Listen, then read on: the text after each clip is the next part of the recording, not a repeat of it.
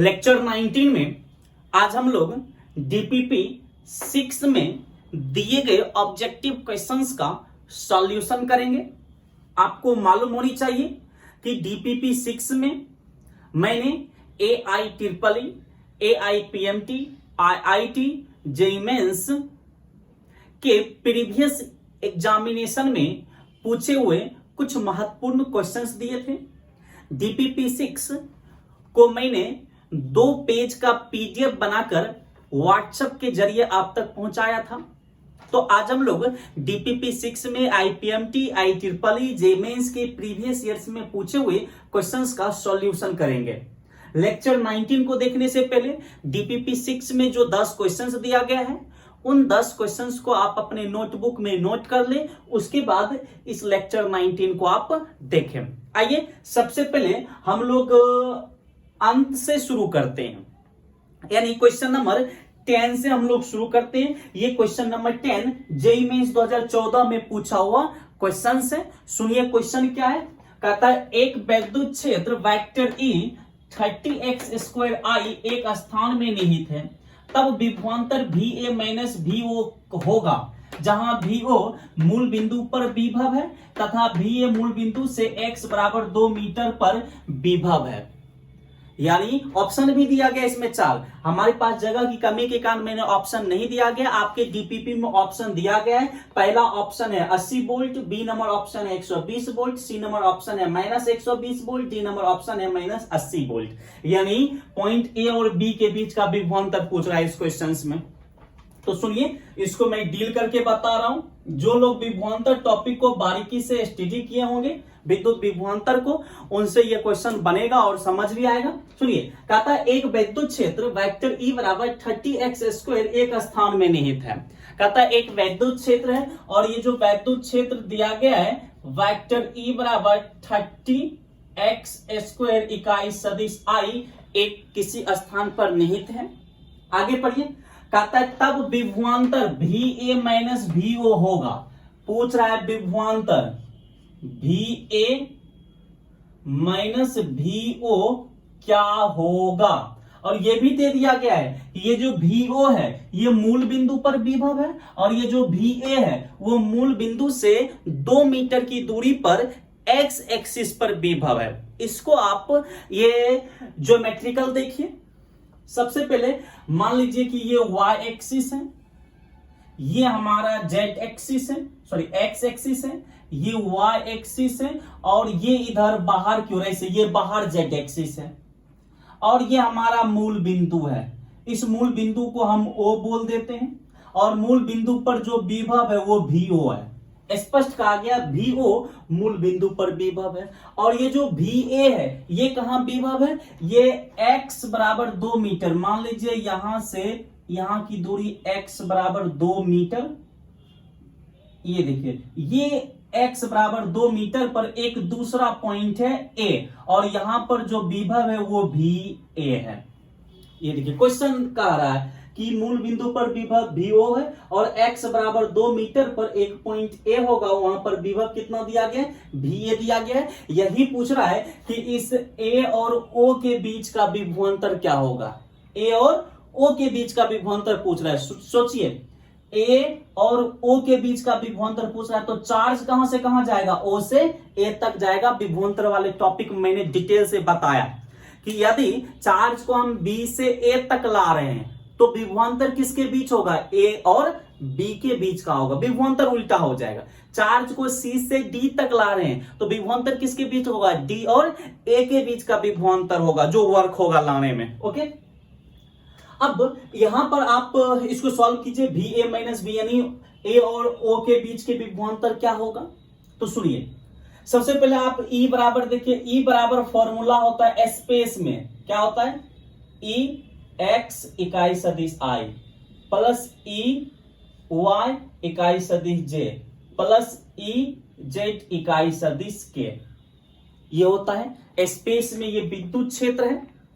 Space में ये विद्युत क्षेत्र है, ये विद्युत क्षेत्र का x दिशा में घटक है, ये विद्युत क्षेत्र के y दिशा में घटक है, ये विद्युत क्षेत्र का z दिशा में घटक है, और तीनों घटक को जोड़ देंगे तो विद्युत क्षेत्र कहां एग्जिस्ट करेगा, स्पेस में एग्जिस्ट करेगा। अब कंपेयर कीजिए, देखिए यहां पर ये विद्युत क्षेत्र, ये विद्युत क्षेत्र, दोनों में कंपेयर कीजिए। देखिए यहां I है, यहां भी I है, तो I के जगह इकाई सदिश I है जो x डायरेक्शन को बताता है।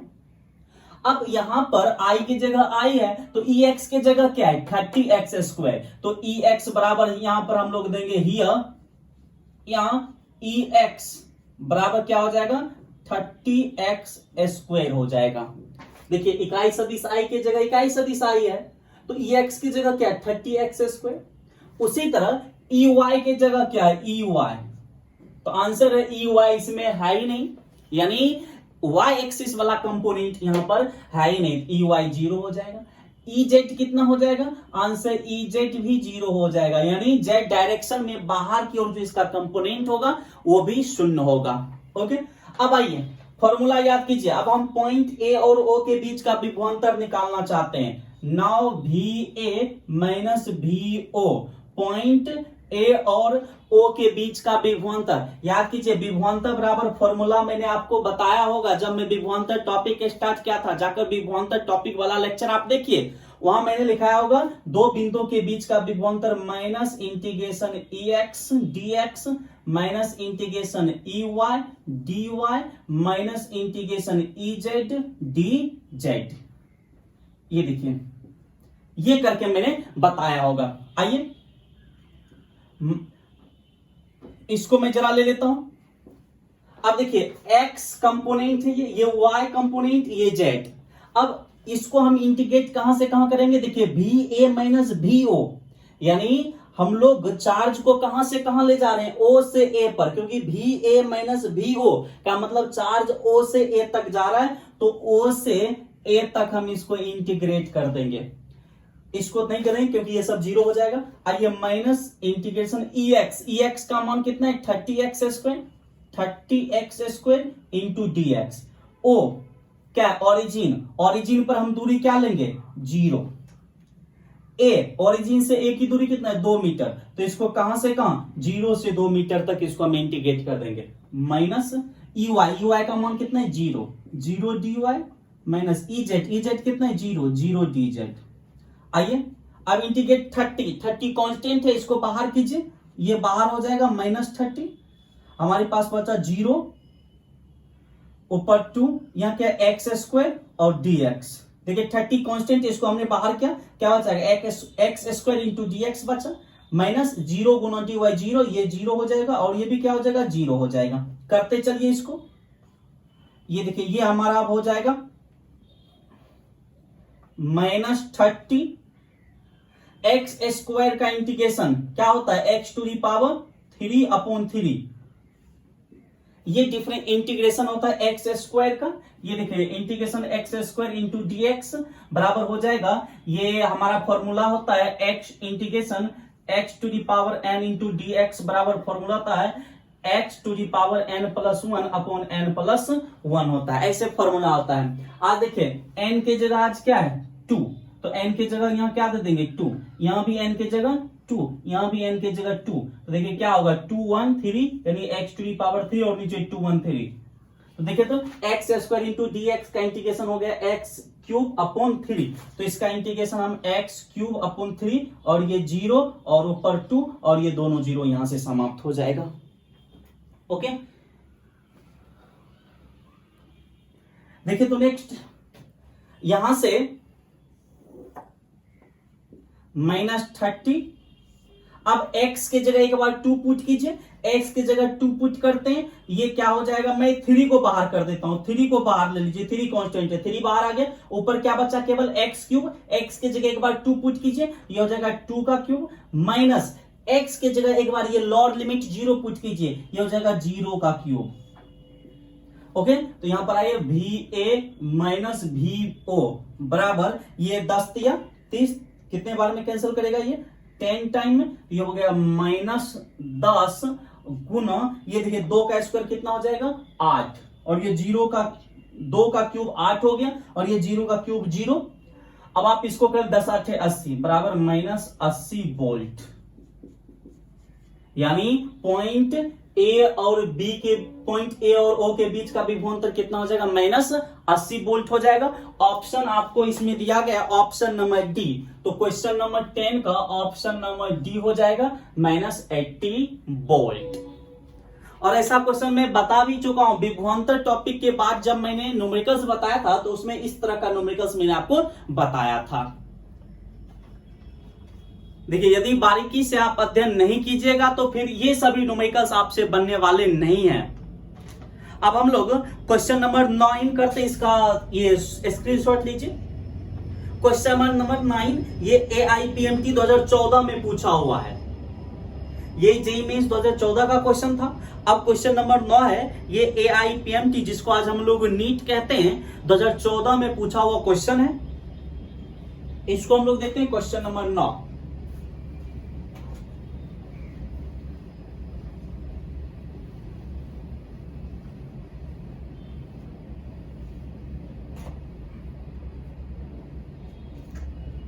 क्वेश्चन नंबर 9 देखिए तो AIPMT 2014 का क्वेश्चन यहां पर लिखा कहता है किसी विद्युत क्षेत्र में V बराबर 6x minus 8xy minus 8y plus 6yz से प्रदर्शित है।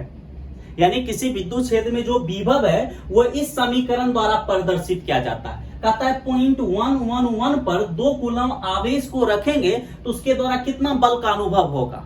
यानी विद्युत क्षेत्र में किसी बिंदु पर विभवांतर दे दिया गया है। अब कहता है कि विद्युत क्षेत्र में किसी बिंदु पर विभव दे दिया गया।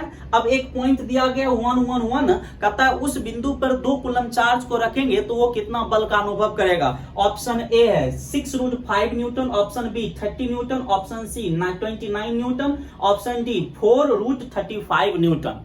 देखिए, इसमें वेक्टर टॉपिक का बहुत बड़ा योगदान है। वेक्टर यदि आप नहीं जानते हैं, स्केलर वेक्टर का कॉन्सेप्ट आपको नहीं पता है, क्लास 11 में आपने वेक्टर नहीं पढ़ा है तो बहुत ज्यादा प्रॉब्लम होगा। और क्लास 12 में यदि आपने इंटीग्रेशन और डिफरेंशिएशन नहीं पढ़ा है तब तो और दिक्कत होगा, क्योंकि जितने भी क्वेश्चंस आप देख रहे हैं बोर्ड पर, ये जो कंपटीशन में पूछा हुआ है, इसमें इंटीग्रेशन और डिफरेंशिएशन का यूज होता है, जो कि मैथमेटिक्स के आपके टीचर पढ़ाएंगे क्लास 12 में। आइए हम लोग इसको डील करते हैं। सबसे पहले विद्युत विभव कितना दिया गया ये लिख लीजिए। V बराबर आपको दे दिया गया 6x minus 8xy minus 8y plus 6yz। ये विद्युत विभव दे दिया गया कि जो कि वोल्ट में दिया गया है। अब कहता है पॉइंट, एक पॉइंट दे दिया गया 1 1 1। इस बिंदु पर कहता है Q बराबर 2 कूलम चार्ज को हम रखते हैं। देखिए, ये विभव है। इस पॉइंट पर 2 कूलम चार्ज को रखने पर कितना फोर्स लगेगा, F कितना फोर्स लगेगा ये पूछ रहा है। अब हमारे दिमाग में एक चीज आता है कि फोर्स बराबर फॉर्मूला होता है, मैं इसको रख रहा हूं, फोर्स बराबर फॉर्मूला होता है F बराबर फॉर्मूला है Q इंटू E। ये देखिए फोर्स निकालने के लिए। अब Q का मान तो हमारे पास है 2 कूलम, हमें क्या चाहिए, विद्युत क्षेत्र चाहिए। तो आइए सबसे पहले हम इस पॉइंट पर, ये जो P पॉइंट है 111, इस पॉइंट पर हमारा काम क्या होगा, विद्युत क्षेत्र निकालना। जब हम इस बिंदु पर विद्युत क्षेत्र निकालेंगे तो उस विद्युत क्षेत्र को 2 कूलम यानी Q से गुना कर देंगे तो वो उस आवेश पर लगने वाला फोर्स का हमें परिमाण दे देगा। ओके, आइए हम लोग का मकसद क्या है, विद्युत क्षेत्र निकालना। इस बिंदु पर विद्युत क्षेत्र क्या होगा, निकालिए विद्युत क्षेत्र क्या होगा, कैसे निकलेगा। तो याद कीजिए विद्युत विभव और विद्युत क्षेत्र में मैंने आपको संबंध बताया था, रिलेशन बताया था। क्या रिलेशन था, विद्युत क्षेत्र चूंकि E बराबर फॉर्मूला होता है माइनस dV अपॉन dr, ये फॉर्मूला होता है जनरल फॉर्मूला, E बराबर माइनस dV अपॉन dr। लेकिन यदि कोई पॉइंट स्पेस में हो तो उस समय विद्युत क्षेत्र का फॉर्मूला क्या होगा। देखिए, ये स्पेस के लिए नहीं होगा है।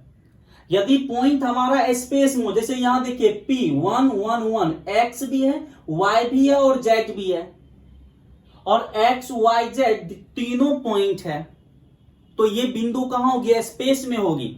यानी आज जो हमें ये विद्युत क्षेत्र ये कहां निकालना है, स्पेस में निकालना है। और स्पेस के लिए हम ये फॉर्मूला यूज नहीं करेंगे, इसमें हमें तीनों घटक लेना होगा, तीनों कंपोनेंट लेना होगा, एक्स डायरेक्शन में भी, वाई में भी और जेड में भी। तो स्पेस के लिए हम इसको इस तरह लिखेंगे, ये देखिए वेक्टर ई बराबर लिखेंगे माइनस dv अपॉन dx इकाई सदिश आई। ये किस डायरेक्शन में, एक्स डायरेक्शन में हो गया। उसके बाद माइनस dv अपॉन dy इकाई सदिश j, ये क्या हो गया, y डायरेक्शन में हो गया। माइनस dv अपॉन dz इकाई सदिश के, ये z डायरेक्शन में हो गया। देखिए रिलेशन वही है, E बराबर माइनस dv अपॉन dx, लेकिन ये कहां है, x डायरेक्शन। देखिए इकाई सदिश I x डायरेक्शन को रिप्रेजेंट करता है। उसी तरह dv अपॉन dyj, ये भी रिलेशन वही है, dv अपॉन dy, लेकिन यहां पर ये किस डायरेक्शन को रिप्रेजेंट कर रहा है, y डायरेक्शन को। यानी ये वर्टिकल कंपोनेंट हमारा हो गया x पर और z पर, और ये dv अपॉन dz ये किस दिशा में कंपोनेंट है, z डायरेक्शन में कंपोनेंट है। अब जो ये विद्युत क्षेत्र है ये स्पेस में एग्जिस्ट कर रहा है, और हमें चाहिए भी स्पेस में विद्युत क्षेत्र, क्योंकि पॉइंट हमारा कहां है, स्पेस में है। आइए हमें इस विद्युत क्षेत्र को ही निकालना है। सबसे पहले हम dv अपॉन dx निकाल लेते हैं, उसके बाद dv अपॉन dy निकाल लेते हैं, उसके बाद dv अपॉन dz निकाल लेते हैं, और सबका वैल्यू इस समीकरण में हम लोग पुट कर देंगे। आइए सबसे पहले निकालते हैं dv अपॉन dx। ये देखिए ये समीकरण, इसको फर्स्ट मान लीजिए। अब हम dv अपॉन dx निकालते हैं, dv अपॉन dx। आइए dv, d और v का वैल्यू कितना है, v का वैल्यू हमें दिया गया है 6x minus 8xy minus 8y plus 6yz। ये देखिए d के जगह d है और v के जगह हमने ये दिया, क्योंकि v हमारे पास दिया गया विभवांतर, और नीचे क्या है dx, नीचे dx है तो dx। अब ये डिफरेंशिएशन है। डिफरेंशिएशन का क्या रूल है, डिफरेंशिएशन का एक रूल है कि सभी टर्म को आप अलग अलग क्या कर सकते हो, डिफरेंशिएट कर सकते हो। इन सभी टर्म को अलग अलग डिफरेंशिएट कीजिए आप। ये देखिए d 6x upon dx, minus है तो माइनस d 8xy बट्टा dx, माइनस है तो माइनस d 8y बट्टा dx, प्लस है तो प्लस d 6yz बट्टा dx। यानी हमने सबको 6x 8xy 8y 6yz को अलग अलग हमने डिफरेंशिएट कर दिया। आप देखिए 6 कांस्टेंट है तो ये बाहर जाएगा, बचेगा क्या, dx upon dx। dx upon dx का इंटीग्रेशन क्या होता है, dx अपॉन dx का डिफरेंशिएशन क्या हो जाएगा, 1 हो जाएगा। ये देखिए गुना 1 माइनस, देखिए x के रिस्पेक्ट में हम डिफरेंशिएशन कर रहे हैं, डिफरेंशिएट कर रहे हैं, तो x को छोड़कर बाकी जो क्वांटिटी होगा वो कांस्टेंट होगा। तो यहाँ पर 8y कांस्टेंट हो जाएगा, तो 8y को हम बाहर कर देते हैं, तो केवल क्या बचेगा यहाँ, ये dx अपॉन dx क्या हो जाएगा 1 माइनस। देखिए x के रिस्पेक्ट में हम डिफरेंशिएट कर रहे हैं, तो x को छोड़कर बाकी क्वांटिटी क्या हो जाएगा, कांस्टेंट। तो देखिए 8y है, 8y क्या हो गया, कांस्टेंट, और कांस्टेंट का डिफरेंशिएशन क्या होता है 0, तो ये टर्म 0 हो गया। प्लस फिर से dx से नीचे, यानी x के रिस्पेक्ट में डिफरेंशिएट कर रहे हैं, तो x को छोड़कर बाकी क्या होगा कांस्टेंट, तो 6y क्या है कांस्टेंट, और कांस्टेंट का डिफरेंशिएशन क्या होता है 0, तो ये 0 हो जाएगा। तो हमारे पास क्या बच गया यहाँ पर 6 माइनस 8y, किसका वैल्यू, dv अपॉन dx का वैल्यू।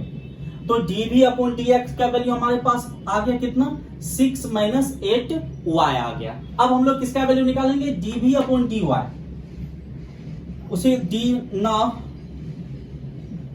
अब dv अपॉन dy। तो चलिए d के जगह d रहने दीजिए, और v के जगह क्या दे देंगे, फिर से ये समीकरण दे देंगे 6x minus 8xy minus 8y plus 6yz बटा नीचे आज क्या है dy, यानी आज किसके रिस्पेक्ट में इंटीग्रेशन डिफरेंशिएशन कर रहे हैं, y के रिस्पेक्ट में, तो y को छोड़कर बाकी चीजें क्या हो जाएगी, कांस्टेंट हो जाएगी। अलग अलग डिफरेंशिएट कीजिए इसको, ये क्या हो जाएगा d 6x upon dy, minus है तो minus d 8xy upon D Y minus D 8y upon D Y plus D 6y Z upon D Y. आइए करते हैं इसको। यहां से आप देखिए डी वाई वाई के रिस्पेक्ट में हम डिफरेंशिएट कर रहे हैं, तो बाकी y को छोड़कर बाकी कांस्टेंट होगा, तो 6y क्या होगा कांस्टेंट, और कांस्टेंट का डिफरेंशिएशन 0, तो ये हमारा 0 हो गया। माइनस देखिए y के रिस्पेक्ट में डिफरेंशिएट कर रहे हैं, तो y को छोड़कर बाकी कांस्टेंट 8x कांस्टेंट है, तो इसको बाहर कीजिए, बचा क्या है dy बटा dy क्या हो जाएगा 1। माइनस यहां पर देखिए y के रिस्पेक्ट में डिफरेंशिएट कर रहे हैं, तो 8 कांस्टेंट है, 8 को बाहर करेंगे, बचा क्या है dy बटा dy क्या होगा 1 प्लस यहां पर देखिए y के रिस्पेक्ट में डिफरेंशिएट करा तो 6 और z क्या होगा कांस्टेंट, 6z को बाहर कीजिए, बाकी क्या बचा dy बटा dy क्या हो जाएगा 1। आप इसको करके देखिए, यह हो जाएगा 8 माइनस 8x ये हो जाएगा -8 और ये हो जाएगा +6z। ये किसका वैल्यू निकला dv अपॉन dy। तो हमारे पास dv अपॉन dy का भी वैल्यू आ गया। नेक्स्ट हमें किसका वैल्यू निकालना है, dv अपॉन dz का वैल्यू निकालना है, dv upon dz। Now dv upon dz देखिए v के जगह क्या हो जाएगा, फिर से समीकरण 6x minus 8xy minus 8y plus 6yz बटा dz। अब देखिए ये 6x 8xy 8y ये सारे 0 हो जाएगा, क्योंकि किसी में z नहीं है, z केवल किस में 6yz में है, तो केवल इसको लेकर हम मैं शॉर्ट में कर देता हूं इसको डिफरेंशिएट। इसी तरीका से जो तरीका भी आ रहा है थोड़ा शॉर्ट में कर देता हूं, क्योंकि यहां पर जगह की कमी है, तो यहां पर या फिर कर लीजिए अलग अलग कर लीजिए। ये देखिए d 6x बटा dz माइनस d 8xy बटा dz माइनस d 8y बटा dz प्लस d 6yz बटा dz। देख लीजिए आज यहां पर d6x अपॉन dz, आज z के रिस्पेक्ट में डिफरेंशिएट कर रहे हैं, तो z को छोड़कर बाकी चीजें क्या होगी कांस्टेंट, तो 6x क्या होगा कांस्टेंट हो जाएगा, और कांस्टेंट का डिफरेंशिएशन 0। ये देखिए इसमें भी 0 इसमें भी 0। अब ये देखिए यहां पर z है इसमें, तो इसका डिफरेंशिएशन होगा, ऊपर z है, तो ये 6y क्या हो जाएगा कांस्टेंट, इसको बाहर करते हैं, क्या बचा dz बटा dz क्या हो जाएगा 1। इसीलिए आप कह सकते हैं dv अपॉन dz बराबर हो गया 6y हो जाएगा। अब देखिए हमारे पास dv अपॉन dx का वैल्यू है, dv अपॉन dy का वैल्यू है, dv अपॉन dz का वैल्यू है। इस तीनों का वैल्यू समीकरण 1 में हम पुट कर देते हैं। फ्रॉम फर्स्ट समीकरण 1 से क्या है, वेक्टर e बराबर हमारे पास है माइनस dv अपॉन dx, तो dv अपॉन dx को क्या लिखते हैं 6 माइनस 8y। ओके, और यहां पर देखिए इकाई सदिश i है, तो इकाई सदिश i माइनस है तो माइनस, उसका dv upon dy, dv upon dy हमने कितना निकाला हुआ है, ये देखिए माइनस 8x माइनस 8 और प्लस 6z और यहां पर इकाई सदिश j है, तो इकाई सदिश j आप कर लीजिए। उसके बाद माइनस dv अपॉन dz, तो dv अपॉन dz आपने क्या निकाला 6y, और इकाई सदिश k है, तो इकाई सदिश k हम लोग कर लेते हैं। ओके, तो ये हमें विद्युत क्षेत्र निकल गया। अब ये जो विद्युत क्षेत्र निकला है ये इस विभव के लिए निकला है, इस विभव के लिए ये विद्युत क्षेत्र निकला स्पेस में। अब हमें विद्युत क्षेत्र निकालना कहां है, आंसर है इस पॉइंट पर निकालना है। ये देखिए ये हमारा x है, ये y है, ये z है, यानी x बराबर 1 y बराबर 1 z बराबर 1 वाले पॉइंट पर हमें विद्युत क्षेत्र निकालना है। तो लिखेंगे पॉइंट 1 पर विद्युत क्षेत्र, तो निकाल लीजिए 0.11 पर विद्युत क्षेत्र कितना होगा, तो जहां पर देखिए x की जगह क्या है 1, y की जगह क्या है 1, z की जगह क्या है 1, तो जहां x है वहां 1, जहां y है वहां भी 1, जहां z है वहां भी 1 पुट कीजिए। आइए e बराबर हमारे पास क्या हो जाएगा, e बराबर हो जाएगा -6 माइनस प्लस 8y, y की जगह क्या देंगे 1, तो ये क्या हो जाएगा 8, ये देखिए 8 इकाई सदिश आई हो जाएगा। उसी तरह देखिए माइनस माइनस क्या हो जाएगा प्लस 8, x की जगह 1 रखेंगे क्या होगा 1, 8 x की जगह 1 रखेंगे, यहां पर कुछ नहीं, z की जगह 1 रखेंगे तो 1, ये हो गया 8। मैं इसको कर देता हूं थोड़ा सही से, या फिर आप इस माइनस को थोड़ा देर के लिए बाहर ही रहने दीजिए, इस माइनस को देखिए माइनस, ये -8 और x की जगह 1 तो 8 हो जाएगा, -8 प्लस 6 z की जगह 1 तो ये हो जाएगा 6j। उसी तरह -6 और y की जगह 1 तो 6 हो जाएगा और ये k। अब इसको आप सॉल्व कीजिए तो e बराबर फाइनली हमारे पास क्या आ गया, देखिए -6 और ये -6 में से -8 में 6 को जोड़ेंगे कितना -2 और -2 और ये +2, ये हो गया 2i। उसी तरह -8 -16 में 6 को जोड़ेंगे तो -10 और -10 को माइनस से गुना करेंगे +10 यानी +10j, 10j। उसी तरह यहां पर क्या -6k, ये क्या आ गया हमारा विद्युत क्षेत्र आ गया। और ये जो विद्युत क्षेत्र है ये किस बिंदु पर है, आंसर ये 0.111 पर है। अब इस विद्युत क्षेत्र का हमें परिमाण निकाल लेना, परिमाण, ये देखिए विद्युत क्षेत्र का परिमाण, तो याद कीजिए क्लास 11th विद्युत क्षेत्र का परिमाण क्या हो जाएगा Ex का स्क्वायर, Ey का स्क्वायर, Ez का स्क्वायर। तो Ex का काम कौन करेगा 2, तो ये हो जाएगा 2 का स्क्वायर प्लस 10 का स्क्वायर प्लस Ez का काम कौन करेगा -6, तो ये -6 का स्क्वायर हो जाएगा। ये क्लास 11 का फॉर्मूला है, मैंने भी आपको बताया होगा क्लास 11 में। अब आप कीजिए, देखिए 2 का स्क्वायर 4 और ये 10 का स्क्वायर 100 और 6 का स्क्वायर 36, तो 36 और ये 100, 136 और ये 140, तो ये विद्युत क्षेत्र का परिमाण कितना हो गया, ये बाहर निकलेगा तो ई भी आप इसको लिख सकते हैं, विद्युत क्षेत्र बराबर हो जाएगा 140।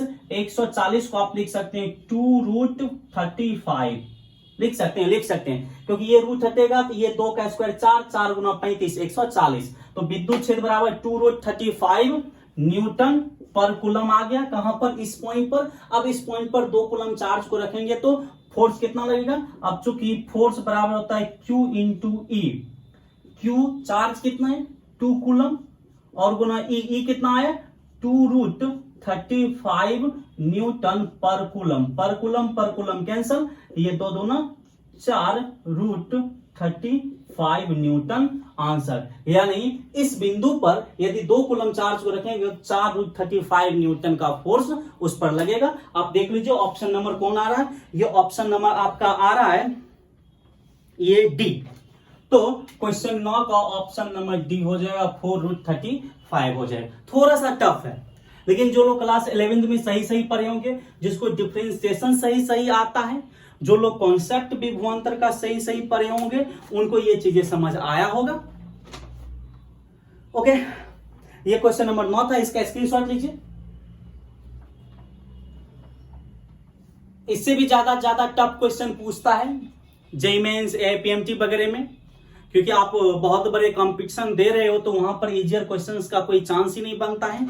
हाँ, लेकिन जो लोग पढ़े हैं सही पढ़े हैं, मेहनत कीजिएगा तो जितने भी टफ क्वेश्चंस है वो आपको इजियर लगेगा। मुझे बताने में इतना समय लगा, मैं डिटेल में बता रहा हूं इसलिए इतना समय लग रहा है, वरना ये 1 मिनट का ये क्वेश्चन से आप फटाफट कर सकते, डेरिवेट कर सकते। मैंने इतना डेरिवेट किया, ये करने की जरूरत नहीं, आप समीकरण देखिए और उसका डेरिवेशन कर सकते हैं डायरेक्ट। क्वेश्चन नंबर 8, ये क्वेश्चन नंबर जो 8 है ये IIT 2001 का सवाल है। IIT 2001 में पूछा हुआ सवाल है, क्वेश्चन नंबर 8 आप पढ़ सकते हैं, आपके बोर्ड पर लिखा हुआ है क्वेश्चन।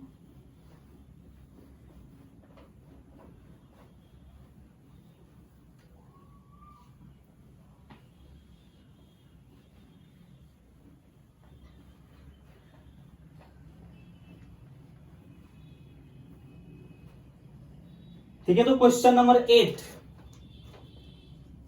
मैं पढ़ रहा हूं।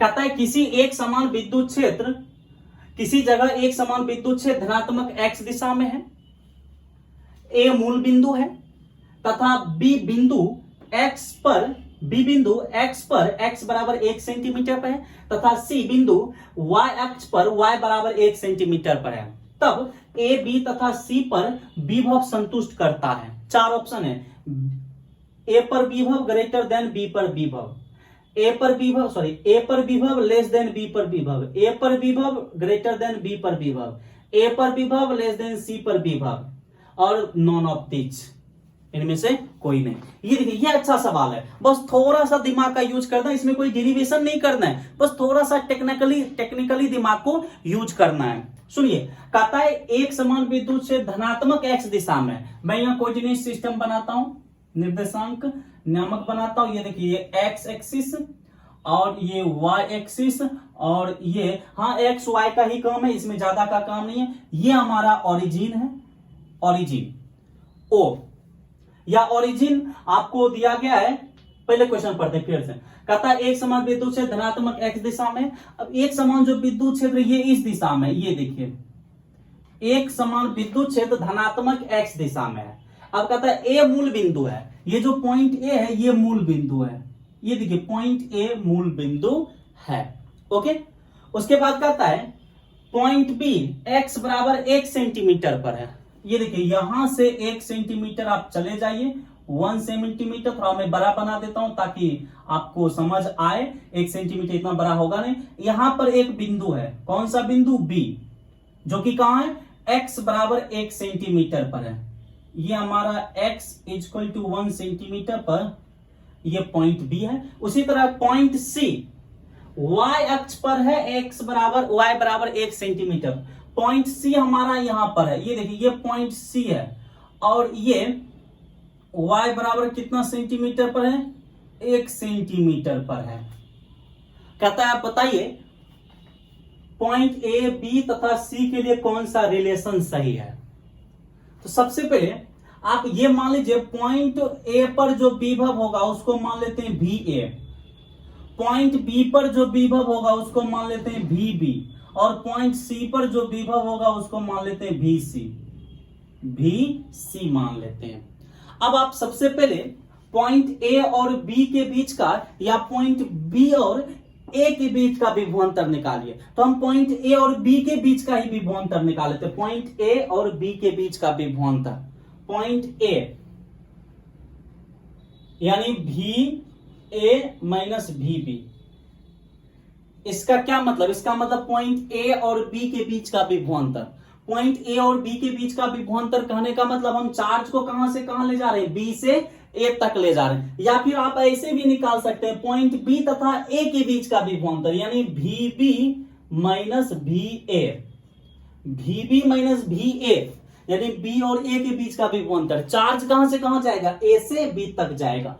तो पॉइंट बी और ए के बीच का विभवांतर का फॉर्मूला आपको याद है, minus integration E dot dx, क्योंकि x दिशा में ले रहे हैं इसलिए dx हम लोग लेंगे। अब कहां से कहां? a से b, तो इसको a से b तक हम इंटीग्रेट कर देंगे। ओके, अब आइए vb माइनस va बराबर माइनस a से b, e डॉट dx को क्या लिखेंगे? e dx cos theta, e dx cos theta लिखेंगे क्योंकि a डॉट b को a b cos थीटा, तो e डॉट dx को e dx cos थीटा। अब ये थीटा किसके बीच का कोण है? आंसर e और dx का बीच का कोण है। अब e कहां है? x डायरेक्शन में, और dx भी कहां है? उसी दिशा में, क्योंकि x एक्सिस है ये dx। तो e और dx समान दिशा में, क्वेश्चन में बोल दिया कि विद्युत क्षेत्र जो है वो x डायरेक्शन में, तो e और dx समान दिशा में, इसलिए e और dx के बीच का कोण क्या होगा? 0 डिग्री। तो यहां पर थीटा क्या कर देंगे? 0 डिग्री। ओके, ये भी बी माइनस भी ए। अब यहां पर आप इसको निकालिए बार ई क्या है? कांस्टेंट दिया गया, एक समान विद्युत क्षेत्र है, कांस्टेंट चीज को हम बाहर कर देंगे, ई को बाहर कीजिए माइनस ई, तो अंदर हमारे पास क्या बचेगा? इंटीग्रेशन ए कहाँ है, ओरिजिन पर हम दूरी 0 मान लेते हैं, 0 होगा। और ऊपर बी है तो ए से बी की दूरी कितना, 1 सेंटीमीटर, तो ऊपर 1 सेंटीमीटर। अंदर क्या बचा, dx और cos 0 का मान 1 कर लीजिए। VB माइनस VA बराबर माइनस E। dx का इंटीग्रेशन क्या होता है, x, dx का इंटीग्रेशन x हो जाएगा, नीचे 0 ऊपर 1, तो VB माइनस VA बराबर हो जाएगा माइनस E। x की जगह क्या 1, एक बार x की जगह क्या 0, इसलिए VB माइनस VA बराबर हो गया माइनस E। ओके, अब यहां से थोड़ा दिमाग लगाइए। हम क्या करते हैं, VA को इधर भेज देते हैं, तो हमारे पास यहां जाएगा VB और माइनस E को इधर लाइए तो हो जाएगा प्लस E, और VA को इधर भेजिए, माइनस VA इधर आएगा तो प्लस VA। ये देखें, यानी आप इसको ऐसे भी लिख सकते हैं, यहां से आप दिमाग लगाइए, VB प्लस E बराबर VA, यानी बड़ा कौन है, VB बड़ा है या VA बड़ा, यहीं से आप इसी रिलेशन से पता लगाइए। देखिए VB प्लस E बराबर VA, कौन बड़ा है, VA या VB? तो आंसर है कि VA बड़ा होगा। क्यों? क्योंकि VB में हम कुछ जोड़ेंगे, E को जोड़ेंगे, तब वो किसके बराबर होगा, VA के बराबर होगा। यानी इस VB में कुछ जोड़ेंगे, कुछ कहने का मतलब E, इस VB में इस E को जोड़ेंगे तब ये VA के बराबर होगा। इसका मतलब VB क्या है, VA से छोटा है। क्यों? क्योंकि VB में कुछ जोड़ेंगे, इस VB में कुछ जोड़ेंगे तब ये VA के बराबर होगा। इसका मतलब VB छोटा है, किससे, VA से। यहां लिख सकते हैं कि VA बड़ा है किससे, VB से। यानी एक ऑप्शन हमारे पास ये आ गया कि VA VB से क्या है, बड़ा है। यानी A पर जो विभव होगा वो B पर के विभव से क्या होगा, अधिक होगा, ज्यादा होगा। अब हम C पर का विभव देखते हैं, ये क्या है, पॉइंट C पर का विभव। आइए तो पॉइंट C और A के बीच का विभवांतर निकाल लेते हैं, VC माइनस VA। ये देखिए पॉइंट C और A के बीच का विभवांतर। आइए क्या हो जाएगा, minus integration E dot dy। क्यों होगा, क्योंकि देखिए आज चार्ज कहां से कहां जा रहा है, A से C किस दिशा में, y दिशा में, इसलिए यहां पर y हम लेंगे, dy लेंगे। इसको करते जाइए, minus integration E dot dy, तो इसको क्या लिखेंगे, E dy cos थीटा लिखेंगे। अब ये जो थीटा, ये किसके बीच का कोण है, E और dy के बीच का कोण है। अब आप निकालें E और dy के बीच का कोण है, क्या है, E किधर है, x दिशा में ऐसे, ये E हो गया, और dy कहां है, ऊपर। देखिए E और dy के बीच का कोण 90 डिग्री। फिर सुनिए, E x दिशा में है, क्वेश्चन में कहा गया, और dy कहां है, ऊपर है, तो E और dy के बीच का कोण 90 डिग्री। तो यहां थीटा 90 देंगे, cos 90 का मान क्या होता है, 0, तो ये पूरा क्या हो जाएगा, 0। तो VC माइनस VA बराबर क्या हो जाएगा, 0। VC माइनस VA 0 हो गया, और इसलिए VC और माइनस VA इधर आएगा, क्या हो जाएगा, प्लस VA। ये देखिए पॉइंट C पर विभव किसके बराबर है, पॉइंट A पर के विभव के बराबर है। यानी A और C पर का विभव बराबर है, और ये ऑप्शन में तो है नहीं, हमारे पास है ऑप्शन में बराबर का नहीं है, तो हमारा ये ऑप्शन होगा VA ग्रेटर देन VB। तो ऑप्शन कौन है, B, VA greater than VB हो जाएगा। तो ऑप्शन नंबर 8 का ऑप्शन नंबर B हो जाएगा। ऐसे भी आप सिंपली सोचिए ना कि ये देखिए, ये जो C है ये A पर लंबवत है, और ये ओरिजिन से गुजरने वाली रेखा, ये जो y है ये ओरिजिन से जा रही है, लंबवत है, और लंबवत रेखा पर विद्युत विभव हमेशा क्या होता है, कांस्टेंट होता है, एक जैसा होता है। A पर विभव यदि 10 है तो यहां भी 10, यहां भी 10, यहां भी 10, यहां भी 10, यहां भी 10, C पर भी 10, ये हर एक जगह विभव एक जैसा होगा, क्योंकि ये अभिलंबता है, ये एक A पर लंबवत है ये, इसलिए A और C का विभव क्या होगा, समान होगा। दूसरी चीज, A और B पर का विभव क्या होगा, B पर का विभव कम होगा, क्योंकि हम विद्युत क्षेत्र की दिशा में जितना आगे बढ़ेंगे विभव उतना कम होता जाएगा। तो देखिए विद्युत क्षेत्र के करीब कौन है, B की A ज्यादा करीब है विद्युत क्षेत्र के, तो विद्युत क्षेत्र की दिशा में आगे बढ़ेंगे तो विभव कम होगा। तो ओरिजिन से हम आगे बढ़ रहे हैं, बी पर विभव कम होगा और ए पर विभव क्या होगा, ज्यादा होगा। तो ऑप्शन हमारा हो जाएगा ए पर का विभव बी पर के विभव से अधिक होगा, यानी ऑप्शन नंबर बी हो जाएगा। ओके, ये टेक्निकली है, आप ऐसे भी जनरली 2 सेकंड का ये काम है, मैंने डेरिवेट करके आपको बता दिया, अदरवाइज टेक्निकली आप हाइपोथेटिकली आप इसको सोच सकते थे। Next question number 7। Question number 7 उसी तरह है जिस तरह भी मैंने क्वेश्चन नंबर 9 बताया। क्वेश्चन नंबर 7 AIPMT 2009 और 2010 2 साल ये क्वेश्चन पूछा हुआ है, 9 में भी पूछा हुआ है और 2010 में भी ये क्वेश्चन पूछा हुआ है AIPMT में। तो इस क्वेश्चन को मैं डील करता हूं, इसका स्क्रीनशॉट ले लीजिए।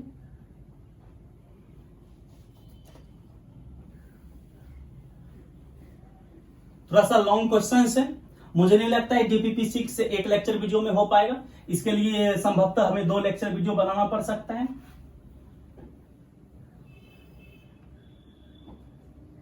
क्वेश्चन नंबर हमारा 7 AIPMT 2010 और 2009 में ये क्वेश्चन पूछा हो, सुनिए। कहता है किसी क्षेत्र में V बराबर दिस, ये समीकरण यहां पर है पॉइंट XYZ पर विद्युत विभव V बराबर -x² y -xz³ + 4 है। इस पॉइंट पर विद्युत क्षेत्र होगा, यानी किसी पॉइंट पर विद्युत विभव दे दिया गया है, किसी पॉइंट पर, कहता उस पॉइंट पर विद्युत क्षेत्र कितना होगा ये बताइए। ऑप्शन दिया गया, बराबर ऑप्शन दिया गया, आपके DPP में होगा। ऑप्शन ए है E बराबर 2xy + z³, इकाई सदिश I x², इकाई सदिश z 3xz², इकाई सदिश के, इस तरह के बहुत सारे ऑप्शन दिए गए, 4 ऑप्शन दिए गए, उसमें से कहता है चूज करने के लिए। फिर से कहता है किसी पॉइंट पर XYZ पर विद्युत विभव V बराबर, एक पॉइंट है वहां पर विद्युत विभव V बराबर दे दिया गया है -x² -xz³ + 4 दे दिया गया, बोल्ट में दे दिया था। कहता है इस बिंदु पर विद्युत क्षेत्र क्या होगा, कहता है विद्युत क्षेत्र क्या होगा इस बिंदु पर, ये देखिए विद्युत क्षेत्र निकालनी है। तो आइए इसमें देखिए x भी है, y भी है और z भी है, यानी विद्युत क्षेत्र हमारा कहां, स्पेस में। और स्पेस में विद्युत क्षेत्र के लिए हमें फॉर्मूला है, तीनों कंपोनेंट को साथ लिख देंगे। आपको पता है विद्युत, अभी क्वेश्चन नंबर 9 मैंने बताया, विद्युत क्षेत्र E बराबर -dB/dx, x डायरेक्शन में कंपोनेंट, -dB/dy, y डायरेक्शन में कंपोनेंट, -dB/dz, z डायरेक्शन में कंपोनेंट। इकाई सदिश I x डायरेक्शन को बताता है, इकाई सदिश j y डायरेक्शन को बताता है, इकाई सदिश k z डायरेक्शन को बताता है। ये विद्युत क्षेत्र की तीव्रता का फॉर्मूला हो गया। विद्युत क्षेत्र और विद्युत विभव में रिलेशन से ये फॉर्मूला मैंने सिद्ध करके आपको बताया था इससे पहले। अब आप dB/dx निकालकर, पहले dB/dx निकालिए, dB/dy निकालिए, dB/dz निकालकर और इस समीकरण में सबका वैल्यू पुट कर दीजिए। इसको समीकरण फर्स्ट मान लेते हैं। आइए सबसे पहले हम dB/dx में निकालते हैं। नाउ dB/dx, v का मान कितना है, -x² y -xz³ + 4 upon dx। किसके रिस्पेक्ट में डिफरेंशिएट करना है, x के रिस्पेक्ट में डिफरेंशिएट करना है। तो बिना x वाला क्वांटिटी ऑलरेडी 0 हो जाएगा, कर दीजिए अलग अलग। पहले d, ये माइनस है तो minus dx² y/dx -dxz³ plus d4 upon dx। कीजिए डिफरेंशिएशन। देखिए x के रिस्पेक्ट में डिफरेंशिएट कर रहे हैं तो y कांस्टेंट हो जाएगा, y बाहर बचा के हमारे पास dx² तो dx² का इंटीग्रेशन क्या होता है, 2x, सॉरी डिफरेंशिएशन क्या होता है 2x। तो dx² का डिफरेंशिएशन 2x माइनस x के रिस्पेक्ट में डिफरेंशिएट कर रहे हैं, z कांस्टेंट हो जाएगा, z³ को बाहर कीजिए बचा के dx क्या होता है 1, और ये तो d4/dx कांस्टेंट राशि का डिफरेंशिएशन 0। इसलिए यहां पर आप देख सकते हैं dB/dx बराबर हो जाएगा, ये देखिए -2xy -z³। ये dB/dx निकल गया। आप क्या निकालेंगे, dB/dy। Now dB/dy, d V का वैल्यू कितना है, तो V का वैल्यू हमारे पास यहां पर है minus x square Y minus F Z Q plus 4 बट्टा डी वाई के रिस्पेक्ट में डिफरेंशिएट करना है, तो बिना y वाले ऑलरेडी जीरो हो जाएंगे, अलग अलग डिफरेंशिएट कीजिए, minus d x square y बट्टा D Y minus d x z Q बट्टा डी वाई प्लस डी 4 बट्टा डी वाई। देखिए इनकी ये डिफरेंशिएशन है, आप क्लास 11 में भी आपके मैथमेटिक्स वाले टीचर बताए होंगे। यहां से लीजिए y के रिस्पेक्ट में डिफरेंशिएट कर रहे हैं तो एक्स स्क्वायर कांस्टेंट हो जाएगा, एक्स स्क्वायर बाहर, और डी वाई क्या बचा, डी वाई बट्टा डी वाई 1 माइनस ये देखिए y के रिस्पेक्ट में डिफरेंशिएट कर रहे हैं तो ऊपर y तो है नहीं, ये x जेड क्यू कांस्टेंट हो गया तो इस पूरा का वैल्यू जीरो हो जाएगा, प्लस ये भी जीरो, तो इसीलिए dv अपॉन dy बराबर आ गया माइनस एक्स स्क्वायर। उसी तरह आप dv अपॉन dz का वैल्यू निकालिए, d v के जगह क्या हो जाएगा, v के जगह हो जाएगा minus x square y minus x z cube plus 4 बट्टा डी जेड। अलग अलग डिफरेंशिएट कीजिए, ये minus d x square y upon d z minus d x z cube बट्टा d z plus d 4 upon d z. ये 4 फालतू का दे दिया है दिमाग घुमाने के लिए, इसका कोई मतलब नहीं है यहाँ पर। अब ये देखिए जेड के रिस्पेक्ट में हम डिफरेंशिएट करें तो एक्स स्क्वायर और वाई कांस्टेंट हो जाएगा, ऊपर जेड ही नहीं इसलिए इस पूरा का डिफरेंशिएशन जीरो हो जाएगा, माइनस जेड के रिस्पेक्ट में डिफरेंशिएट कर रहे हैं तो एक्स कांस्टेंट होगा, एक्स को बाहर कीजिए, यहाँ क्या बचा डी जेड क्यूब बट्टा डी जेड प्लस इसका क्या हो जाएगा 4, इसीलिए डीबी अपॉन डी जेड बराबर हो जाएगा माइनस ये देखिए एक्स और डी जेड क्यूब, इसका डिफरेंशिएशन हो जाएगा 3z स्क्वायर होता है, एक्स क्यूब का डिफरेंशिएशन ये होता है 3x स्क्वायर हो जाएगा, तो z क्यूब है तो 3z स्क्वायर हो जाएगा इसका डिफरेंशिएशन।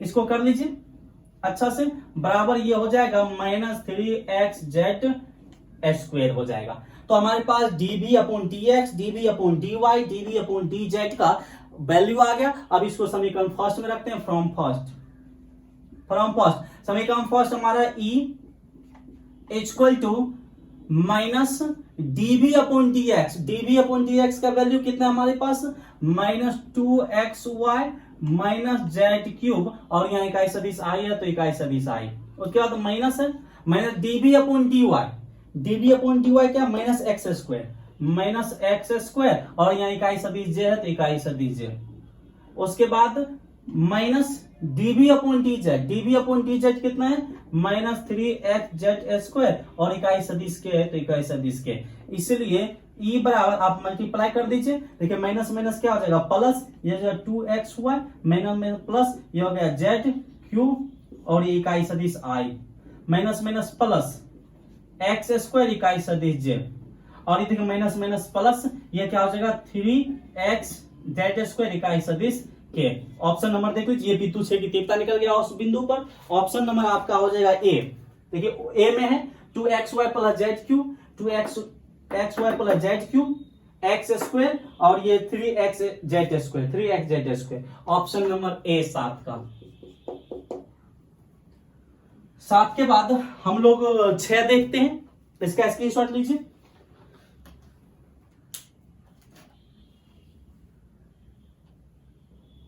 आसान नहीं है इन सभी न्यूमेरिकल्स को बनाना उतना, यदि आप गहनता से अध्ययन नहीं करेंगे तो ये आपके सर के ऊपर से चला जाएगा।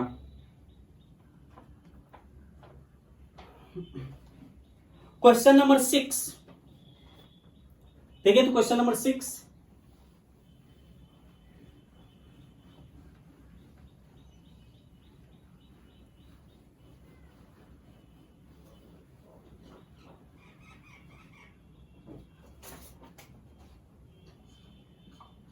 क्वेश्चन नंबर 6 AIEEE 2009 में पूछा हुआ क्वेश्चन है, AIEEE 2009 में पूछा हुआ क्वेश्चन है, पढ़िए।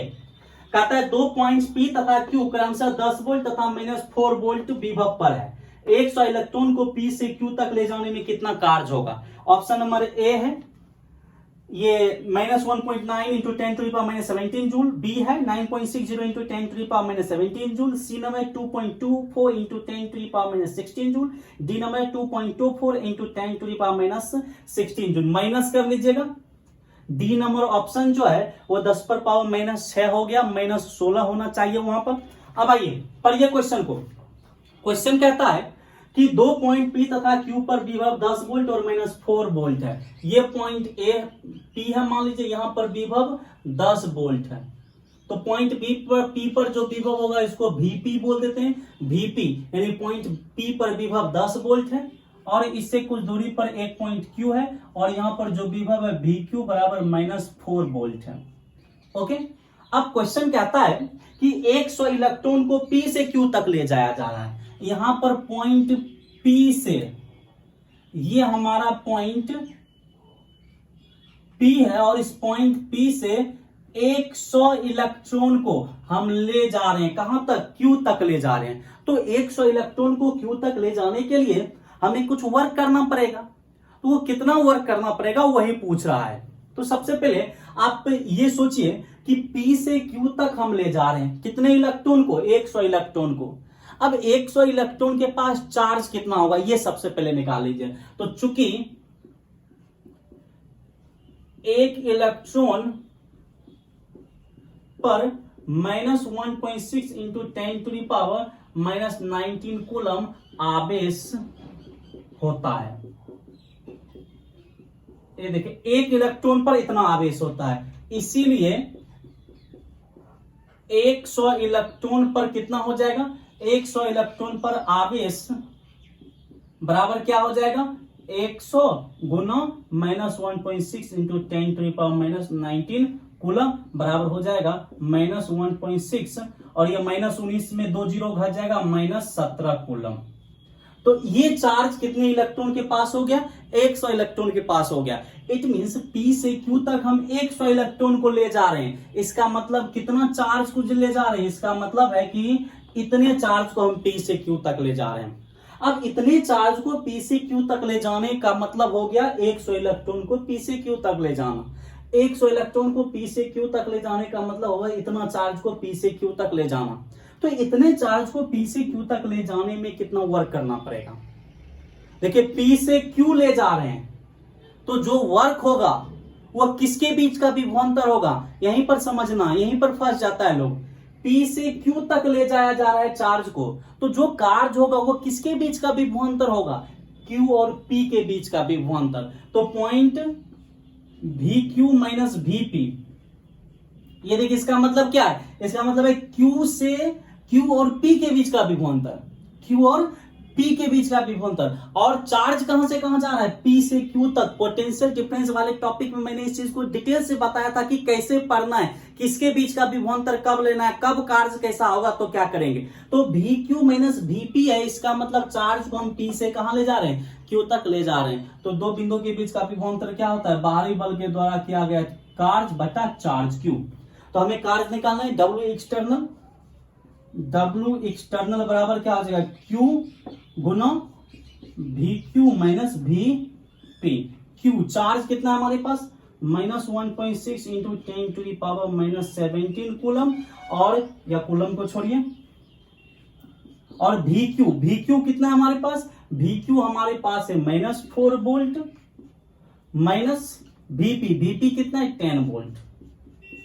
कर लीजिए इसको, यह हो जाएगा -1.6 गुना 10⁻⁻17 और -4 -10 कितना हो जाएगा, -14 हो जाएगा। अब इसको 14 को 16 से गुना कीजिए, देखिए 16 चौक 64 हो जाएगा, 16 × 16 6 22, यानी ये हो जाएगा 22.4 गुना 10⁻⁻17 जूल करके हो जाएगा। अब दशमलव को एक और इधर कर दीजिए, इसलिए W एक्सटर्नल बराबर हो जाएगा, दशमलव एक अंक इधर आएगा, ये हो जाएगा 2.24। दशमलव को जब हम बाईं ओर शिफ्ट करते हैं तो पावर जुट जाता है। तो एक अंक हमने बाईं ओर शिफ्ट किया है, यहां पर था, यहां हमने कर दिया, एक और बाईं ओर हमने शिफ्ट किया तो पावर एक जुट जाएगा। 17 में -17 में एक को जोड़ेंगे -16, ये हो जाएगा -16 जूल हो जाएगा। यानी ऑप्शन नंबर आपका कौन सा हो जाएगा, यह आपका ऑप्शन नंबर ये डी हो जाएगा। ऑप्शन नंबर 6 का option number D, option number D सही कर लीजिएगा। 2.24 इंटू 10⁻⁻16 होगा, वहां पर 6 पर गया था।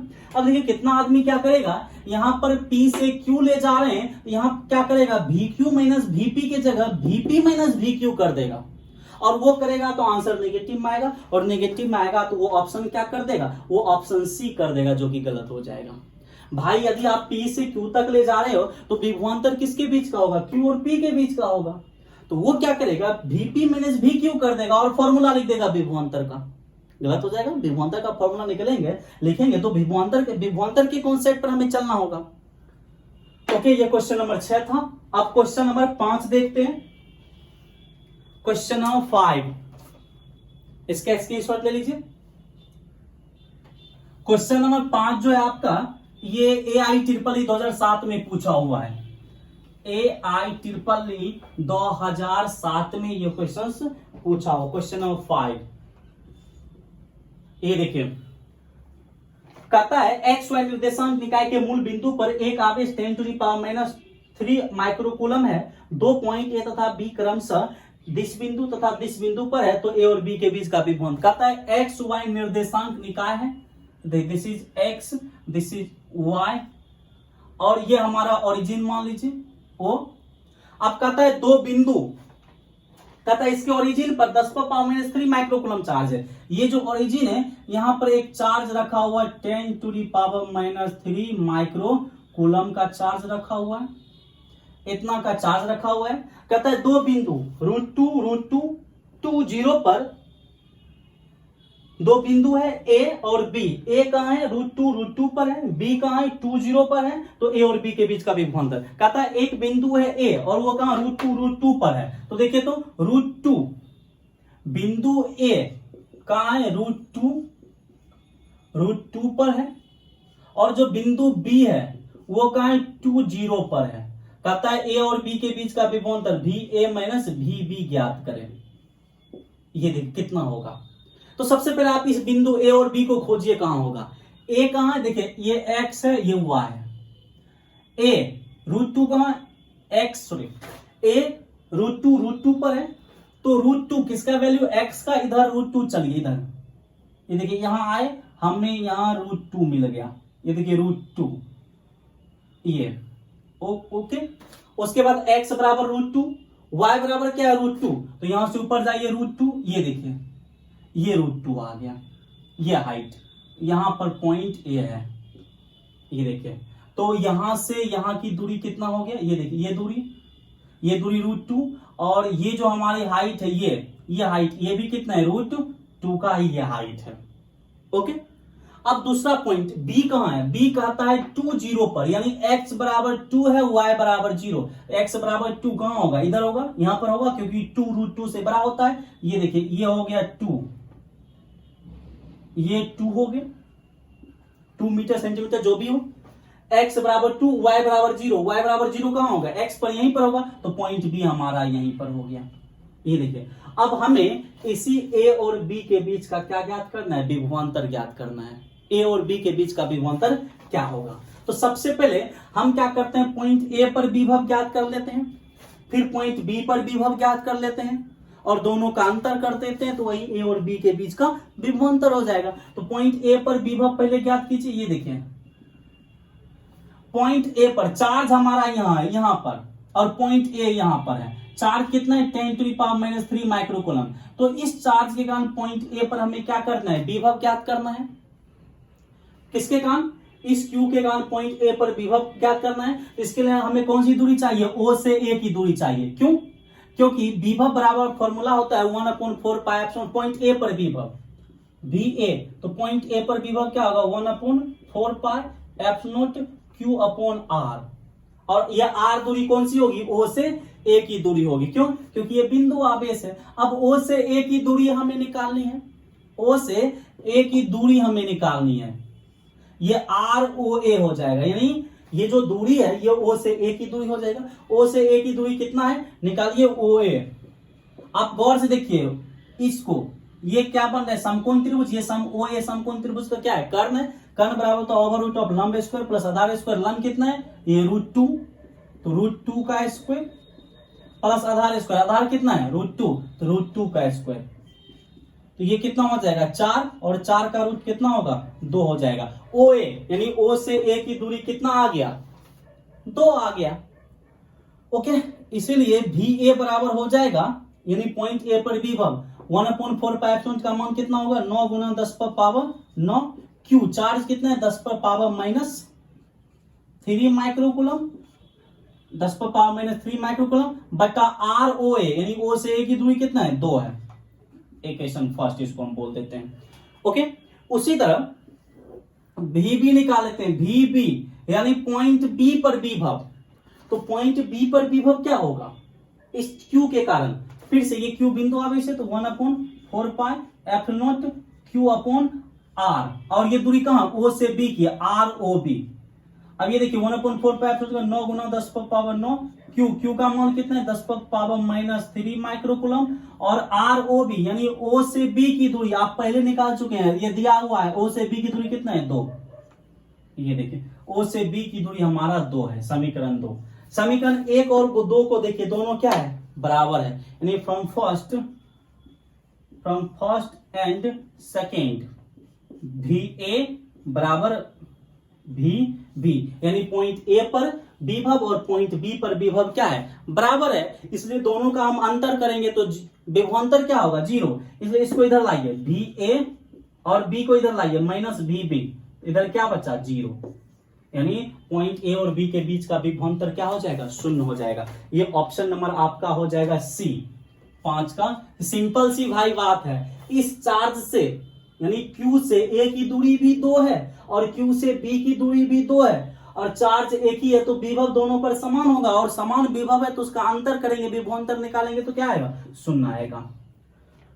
तो ये ऑप्शन सी हो जाएगा 0। ये AIEEE 2007 का सवाल था। ये 5 सवाल मैंने बता दिया। अब इधर टोटल 1 2 3 4 ये 6 सवाल मैंने आपको बता दिया है कुल मिलाकर। अब 4 सवाल बाकी रह गया है, इसको हम लोग अगले लेक्चर वीडियो में होगा तो सॉल्व करेंगे।